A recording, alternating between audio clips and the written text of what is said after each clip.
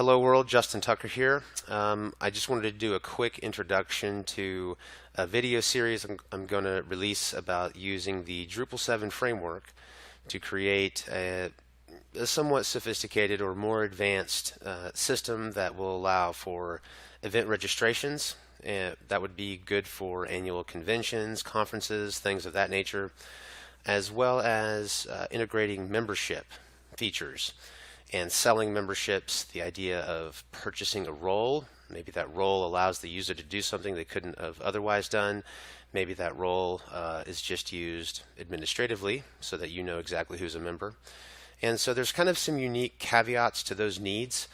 And not only that, but you usually see some, a bit of variation per organization or per company that has these kind of needs and events. So I'm choosing to use Drupal 7 at this point, even though Drupal 8 has been out. In my humble opinion, Drupal 7 still has a bit of a future to it, not only just as Drupal 7 exists now, but I also think through the fork of Drupal, Backdrop CMS, there's a future for the Drupal 7 code.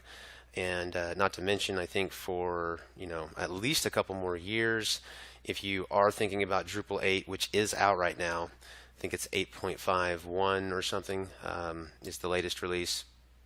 If you are thinking about that, well, in a couple years, in theory, migration paths and those processes to go from 7 to 8 should be more established in place and easier. So either way, I think the material here hopefully can be of value to you either way.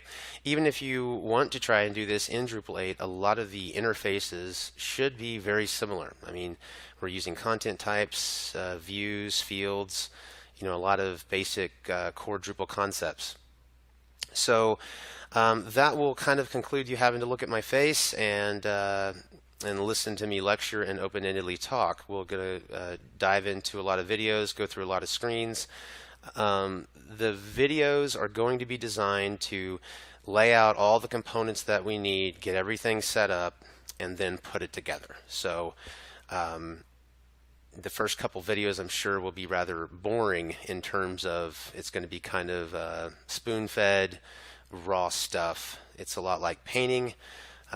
If you've ever done painting, the actual job of painting is not that bad as long as you've done the prep work properly. So in an idea like this, in a system like this, there's going to be a lot of prep work.